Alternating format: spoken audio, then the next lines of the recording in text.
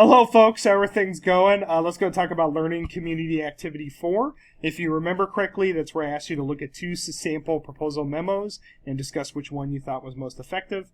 As I expected, you guys were about evenly split between the two, and that's because they're both quite successful, and either of them would serve as good models for your own documents.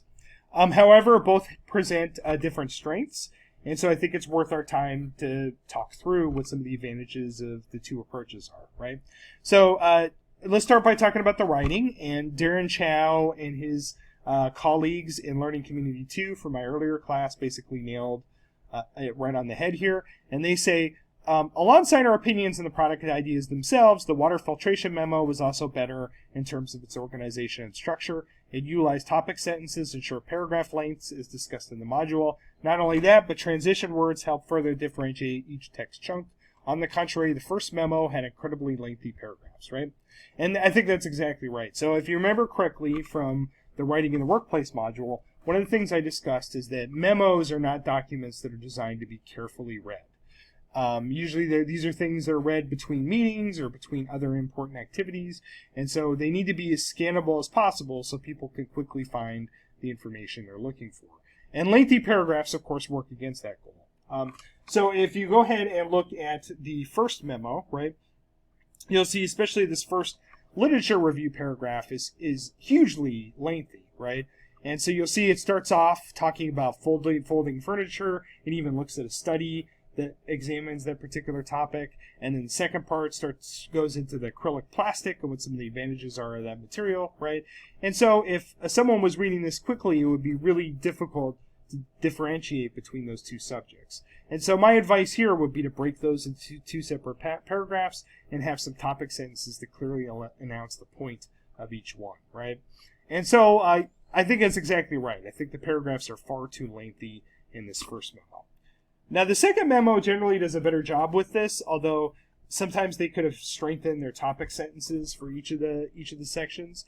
So, for example, in the literature review section, the first paragraph I think is quite good and does a good job of introducing their main competitor, right? The second paragraph's a little less effective, though, where they launch off talking about price, and that really isn't the subject of this particular paragraph, right? But I think they have the right idea here. So these short little snappy paragraphs make it a lot easier for us to scan this particular text, right?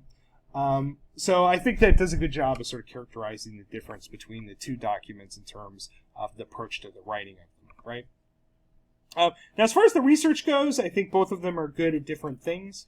I think Parker and his colleagues from Learning Community 4 in my earlier class are exactly right when they talk about the main strength of the first one being how much in depth they went into the material they're planning on constructing their product with. So let me go and pull this up so you can take a look at it. So you see here, they really go into a lot of detail about acrylic plastic. And especially the second paragraph here does a really good job of going through the different strengths of the material. Some people question in this third paragraph how they introduced the study here. And there are a few issues with how they approached it. First off, I wouldn't say that introducing it as the topic sentence of your paragraph is really the right approach. And second off, when you're talking about scientific studies, you really don't have to introduce the study name and the authors, right? You could just basically, reference the study and then use the footnote to draw attention to the other details about who the authors are and that sort of thing. But for the most part, I thought it was smart bringing in this study and talking about some of the insight it gives into acrylic and how it works and so forth, right? So the research here is quite good, I think, especially in terms of acrylic plastic and how it works, right? Now, in contrast, the weakness of the research in the first one, I think Stephen and his colleagues from Learning Community 5 in my later class, I think they nailed it here, right? They talk about, throughout the rest of the paper, they go on to address the issues mentioned here, specifically referencing the well-known LifeStraw as a competitor and explaining how their product was different. In contrast, the authors of the first memo identify they would like to create a portable desk. However, they never identify any clear examples of how their product will stand out, right? And I think they're exactly right here. The big weakness here is the literature review of other similar products is really brief and not nearly adequate for a product like this, because there's so many similar products available in the market. I mean, I think they really needed to spend some time sort of explaining why we need another one, right? And I'm not sure they really offer a convincing explanation of that, right? In contrast, Learning Community, the Memo 2 does a great job of that, right? And so they focus particularly on the life straw, and they talk about some of the advantages and the disadvantages of that product, and they really show how there is a space here for innovation in this particular area, right? Particularly in the taste of the materials and so forth, right? And so I think this one does a much better job of sort of reviewing their competitors and talking about the advantage of their approach. One last thing I want to say about the second memo here. So if you jump down under the development section, a couple people noted that the second paragraph here was a little confusing and seemed out of place, right? And this is the one where they talk about longevity, and they talk about one possible way of fixing longevity One final thing I want to say about the second memo here. So a couple people noted that there's an issue with the second paragraph in the development section, and this is where they talk about the longevity of the product, and they talk about one potential solution to that. And at the very end, they say, however, if time limits us in our development, replacing the straw annually is a suitable alternative.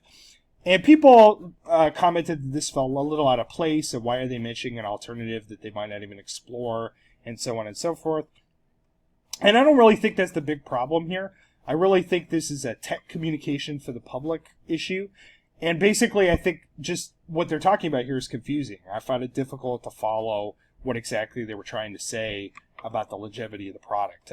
They were talking about something related to the shape of the straw, and developing a dual functioning straw, and so on and so forth, and I just wasn't entirely clear what they were trying to say here, right?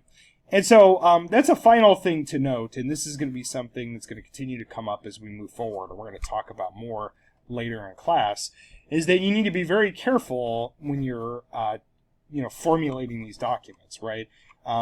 I think the expectation you should have with all the documents you produce as you move forward in the quarter is that they may have a variety of different audiences, right? And so when you're trying to explain things to other people, you need to take that into account, right? You're not necessarily going to get professional engineers that are intimately familiar with the technology behind the product, right? And so you're going to have to take time to explain things clearly to those people, right?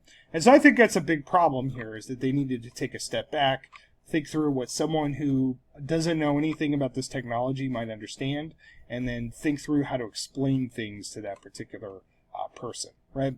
But bottom line here is, if you're looking at the two proposal memos, the second one overall is more effective in terms of its writing and structure. I also think it does a much better job of talking about the competitors and articulating the niche for their particular product, right? The first one, I think, does a much better job of talking about the materials, and also is superior in a lot of respects to talking about the research behind those materials. But the lengthy paragraphs make it difficult to scan and otherwise drag down what would be a very effective document, right? And so hopefully that helps you out when working on your own text, and I'm looking forward to seeing what you guys come up with.